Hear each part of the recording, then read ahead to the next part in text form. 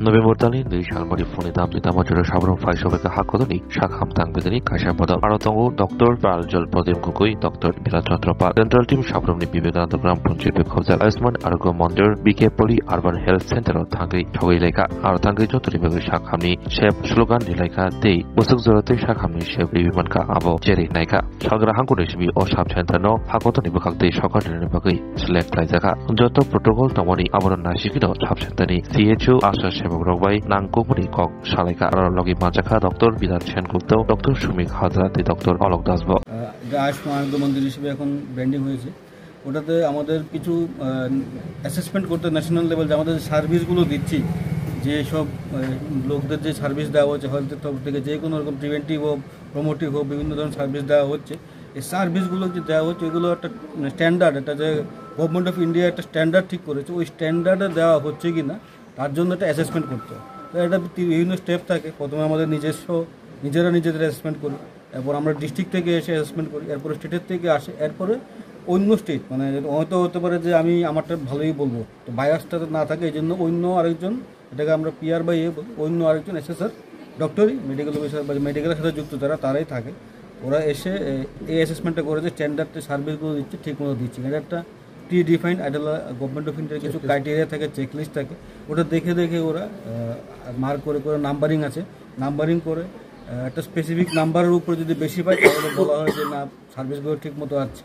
হয়তো একটু গ্যাপ থাকতে পারে, বাট সার্ভিস ঠিক মতো আছে। তখন যদি ওই নাম্বারের বেশি পায় তখন একটা সার্টিফিকেট দেওয়া হয় যে আমাদের এই সেন্টারটা, যারা ওরা অ্যাসেসমেন্ট করে যদি যায় ওখানে সার্টিফিকেট দেবে, যদি নাম্বার সব ঠিক থাকে সার্টিফিকেট পাবে এই সাব সেন্টারটা, যে এখানে যে সার্ভিসগুলো সরকারের তরফ থেকে দেওয়ার কথা এবং পাবলিকের যে ডিমান্ড, মানে পাবলিকের যে যেটা ওদের আশা এই সার্ভিস এই সেন্টার থেকে, সবগুলো ঠিকই আছে।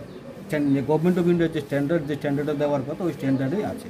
এরকম একটা সার্টিফিকেট দেওয়া হয় 3 বছরের জন্য। 3 বছর পর আবার, কারণ একটা সার্টিফিকেট দিলে আমরা এটা এখন পর্যন্ত সাবরুম মহকুমাতে 4টে সম্পূর্ণ এনকোয়া সার্টিফিকেট সাব সেন্টার আছে এবং আরও 2টো আছে যেটা কিছুটা কন্ডিশনালিটি আছে।